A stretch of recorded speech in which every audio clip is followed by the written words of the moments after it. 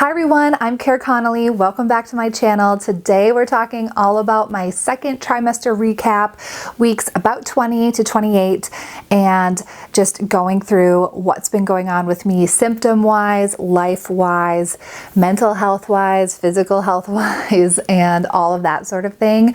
So I'm also documenting a lot of this pregnancy journey in a docu-series. So if that sounds like your kind of jam, stick around, hit that like button, hit that subscribe button so you don't miss future updates, and follow along on this pregnancy journey with me. For those of you who don't know me, I'm Connelly, like I said, and I have one daughter, Evangelina, who's 16 months, and another daughter on the way who will be born in just 3 months. So, oh my goodness, it's getting close. Can't believe that. And by the way, here's my bump. It's getting so big already. Yeah. I don't know if you can like really see that or not, but I'm basically huge. There has been so much going on in my life, just like in general, especially with the pandemic going on, but there's also been a lot health-wise, so a lot of potentially scary things that have gone on. So I'll talk to you a little bit about that, and then hopefully if some things happen to you, you know what to do, who to call, how to prepare, or maybe, you know, not stress as much about it, just knowing that there's like positive outcomes that can happen. Where to start? Starting with some positive things. We had the 4th of July and it was so fun to get out and see people. I'll just preface with, we are social distancing like military style.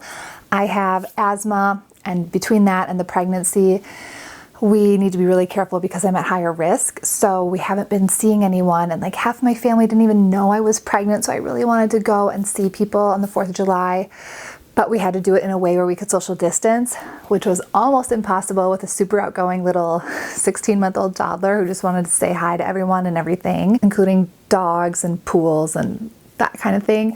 So we ended up going to my aunt's house, who always has a celebration, a get together, but we didn't stay very long. We did our best to social distance. We had to leave early just because it was like too difficult, but it was so hot. I got really overheated because of the pregnancy. I'm just like running hotter these days. So I had to just also leave because of that. It was just too much going on. Like something that I took note of here on my phone was that there were no big city fireworks this year because of the pandemic and trying to crowd control and that sort of thing. So there were tons of little neighborhood fireworks, like just neighbors setting off fireworks really close by. And so I was in bed and they started going off, and the baby in my tummy like freaked out. She was kicking and like punching and twirling, and like every time one went off, she was so sensitive to it. So I wonder if that's the startle reflex already kicking in. Like it was kind of cute and exciting and fun to see. So that was really cute. And I hadn't been feeling her too much up to that point because my placenta is in the front. So that kind of creates a barrier where I can't feel her as much. So it was really sweet to feel her, and I hope she wasn't being scared, but I was like, Mom is here, you're okay. Like trying to calm and soothe her already. At the 4th of July, we took our pregnancy announcement picture and then shared that with friends online. So that was fun to kind of do, and you can follow along on Instagram to see that if you want to. We made a whole 4th of July vlog too, so you can see that. I'll link that below, and maybe if I can put a link here, I will do that too. Yeah, we hadn't done that, so we were already 25 weeks pregnant when we announced it to people online. And it's so easy to hide a pregnancy during a pandemic because you're not seeing anyone, even if it's just like an accidental hiding of the pregnancy, not trying to keep it secret, just like happens that way.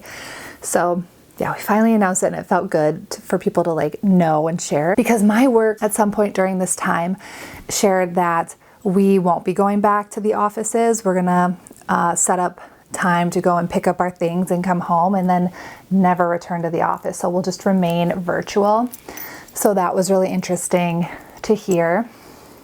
I'm totally fine with that, working from home. I used to work from home full time before this role, and then during this role I worked from home 4 to 5 days a week. So it's not like a huge change for me, but kind of sad. I've been working at the same office building for 8 years almost next month. So just a little sad. Things are changing, but yeah, I don't mind working from home, so not a huge deal either way. Okay, I am showing so much more. It's crazy how much more like strangers and people are commenting on it. So yeah, like I had to bring Ava into the doctor and the nurse was like, oh, the doctor's pregnant too. Like, it's kind of like, oh, you can tell. Like, you kind of forget because I haven't been going out seeing people and no one else has been commenting on it. So kind of funny there. Definitely feeling large and in charge now. That I'm getting bigger. So yeah, after the 4th of July, I really started feeling her move around more. She just picked up, maybe she got bigger or more active, I don't know, but I could definitely start feeling little kicks and jabs and twirly whirlies and things. So that's been so sweet to feel. Another symptom I've had is just really horrible pregnancy insomnia. This is something I dealt with in my last pregnancy, but like I've had a couple nights of just like no sleep and it's horrible for the days after. It just messes everything up and I'm tired. I don't understand why I can't sleep, but yeah, that's something I've been dealing with. But luckily there's things I can take over the counter to help with that, and I actually talk about that in my pregnancy essentials video, so subscribe to make sure you don't miss that video as well. This is kind of awkward, so if you're family you can like click away, feel free, but my chest has definitely grown almost towards the end of the 2nd trimester.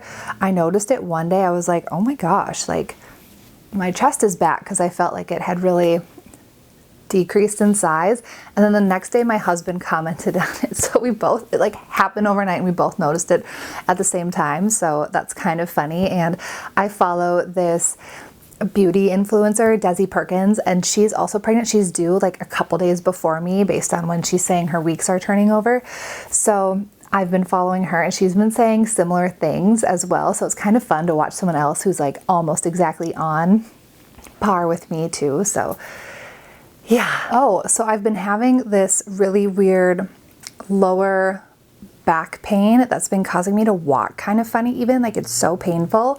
So I had a gift card and scheduled a prenatal massage, and actually I'm thinking about making a video about that, so subscribe if you want to see that potentially in the future, or comment below if you're really interested to see what it's like to have a prenatal massage. I videoed it, but I was like, is this something people would want to see or not? I did that and it helped a little bit, but I feel like I need to go back and have another one, which my husband's gonna like roll his eyes about, but I feel like I'm this close. Like I need one more kind of like treatment massage to kind of help get whatever's going on out. So yeah, it wasn't super relaxing or anything because it was kind of quite painful, but I do feel like slightly better after. Okay, so now transitioning into some of the health issues I've experienced in the 2nd trimester. So with my first pregnancy last time, 2nd trimester was just a dream. I mean, I traveled to Japan, for crying out loud, on a 13-hour flight, and like I was totally fine. Everything went great. But this time around, I've had health issues, and then on top of it, there's been so many things going on with COVID-19, so it hasn't really been as much of a dream as the last one was. So if you saw my 20-week update video, you'll know that I had I don't even know how to explain it, but an infection in my gland, and my gland got huge. Like it was this big. My parotid gland on my face. It's so embarrassing. It's horribly ugly, hideous. Anyway, the point is, I had to take antibiotics. I really didn't want to, being pregnant. You know, you just don't know what the side effects are going to be. And the antibiotics kicked the gland issue, but then caused another infection. So I've had a huge issue and pain and things, so I had to go on another round of different antibiotics to treat that infection, but it was really hard to figure out what was going on, and I had to go to the doctor, and like, you just don't want to be going to the doctor right now when there's this pandemic going on. It took me a little while to find the right medication to fix. It's just like you go on one medication and then you try to fix the side effects from the first medication with another one, and then that makes it worse, and then you have to go on another. It's just like so frustrating. I hate ever having to go on antibiotics. Like I think it's the worst, but the ENT was like, this is not going to get better unless you go on antibiotics. I kind of fought him on it, but anyway, so it's like this cycle now, but I think we're on the right path. Not quite done with the second antibiotics, but like a week, like a half a week into it. I'm really glad that I watched Susan Yara's video on some pregnancy must-haves, because she recommended this peppermint oil, and it's so nice and cooling. You can put it wherever you want, but I put it like behind my ears, behind my neck, and then I've been putting it in my mask. So when I go in, I'm not just like smelling like the mask or like breathing in my own air. I'm like breathing in this like nice cooling peppermint stuff. So I'm gonna link this below, or actually this one's Aveda. I don't think you can order this online, but I'm gonna link a similar one on Amazon below so that you can get your hands on something, and I think it'll even be a better price. But oh my gosh, this like saved me, and it's just like relaxing and cooling and refreshing, and it's summer right now, so it's just like great. And I'm also going to link to these masks. I've been having such a hard time breathing because of my asthma, and like pregnancy just does that to me.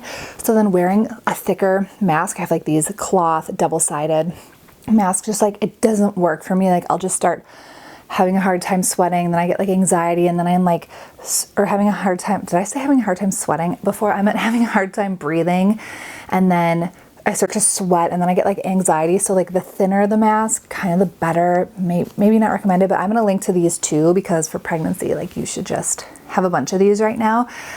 And they weren't in stock for forever, and they're in stock right now, so grab them while if they're in stock. Earlier I mentioned I had really started feeling the baby, and then all of a sudden one day I just didn't feel her very much. I felt her a little here and there, but not very much. And then the next day, same thing. Like it went from feeling her so much to like hardly at all.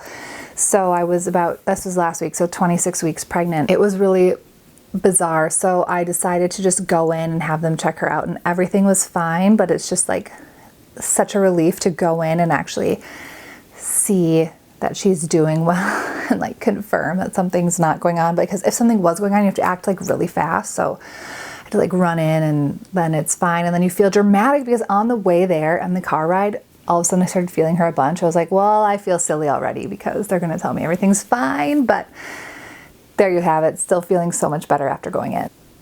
Then all of a sudden I started feeling her a ton again because I was having contractions. So earlier this week, starting on Saturday, actually last week, I started having contractions, and like pretty consistent. And by contractions, I was calling them just like cramps, like some light cramping, but pretty consistent throughout the day. And it kept getting worse and worse and worse. So on Tuesday, I was like, oh, I should probably call about this, but I know they're going to tell me to go to the hospital, and I just like don't want to go through the whole thing. And so I called, and they were like, you need to go to the hospital right away. I was like, oh, I really don't want to do this, but if something's wrong and you are in preterm labor, which was the concern, there's things you can do to kind of help slow that down or prevent it. So you want to do that right away, because if something happens, if your water breaks, there's no turning back. You can't stop it then. So like I had to go into the hospital, and it was late at night by the time they like called me back, and they were like, do these tests, lay down for an hour, drink water, see if like count the kicks or count the contractions rather, or the cramps. Because if there's this many, then you need to go in. So I ended up, they were like, there's 5 in an hour. Well, there was 5 in like 10 minutes. So I was like, I'll just go in. Yeah, so I went into the hospital. I was so nervous and uncomfortable. Again, I did the peppermint with the mask thing, which kind of helped me feel a little more relaxed and glamorous, something else to focus on besides like possibilities of what could be happening. But basically what they kind of think was causing the contractions was the bleeping infection that was caused by the first round of antibiotics. So that can often like irritate the uterus and like cause it to react. So this whole thing has been so stressful. And then that, and I had to go by myself, you know, because they're not really allowing guests to appointments unless you're like in labor. You can bring your labor partner, but they're not allowing anyone else in the hospital. So I wasn't in labor probably, so I didn't get to have a guest. It was downtown, like in the city, late at night. It just made me really uncomfortable. I hated the whole thing. And then I didn't leave until like almost midnight, and then I'd work the next day, so that wasn't very fun. better to make sure baby's safe. Let me know in the comments below if you've ever had like a scare of preterm labor and what that was like for you and how you dealt with it, because it was just like, I felt like I knew it wasn't, but it like could have been, so I didn't know how to. Anyway, let me know your thoughts below. Yeah, this video is kind of all over the place, so thanks for sticking with me. But then in the past 3 weeks, COVID-19 has really increased in the United States, both cases and deaths. And it's really scary time to be pregnant. And then unfortunately, this past week, my brother-in-law's dad passed away from COVID-19, and he was like pretty healthy, not too old. I mean, 71, that's not that old. And so that's been really devastating, obviously, to my sister and her family. They have 5 kids, so they're like dealing with that too. And it's just like heartbreaking and sad to see and go through. And then on top of the heartache, it's like just so stressful because you know the possibilities, and like he was in a coma, they couldn't even say goodbye, like you know what could happen. And the funeral's today actually, so you just have to hug your loved ones is my point, because life is so fragile and you don't know the last hug you'll give. So on that note, I'm the first person in the history of pregnancy who is like super looking forward to her 3rd trimester, because it can only go up from here. And yeah, this has just not been the 2nd trimester I had envisioned, but I'm through it and I'm starting my 3rd trimester in a couple days. So here we go. I'm gonna have a new baby in no time. It's crazy. So just now, if I can just focus on all the things I have to get done before the baby comes, like nursery wise, then I can maybe get through it a little easier, not focus on all the things in the news going on with COVID-19. But yeah, that's it for my 2nd trimester recap. Like I said, it's gonna go up from here, and please like and subscribe. It really helps me out, and we'll see you next time. Thanks for watching, guys. Bye.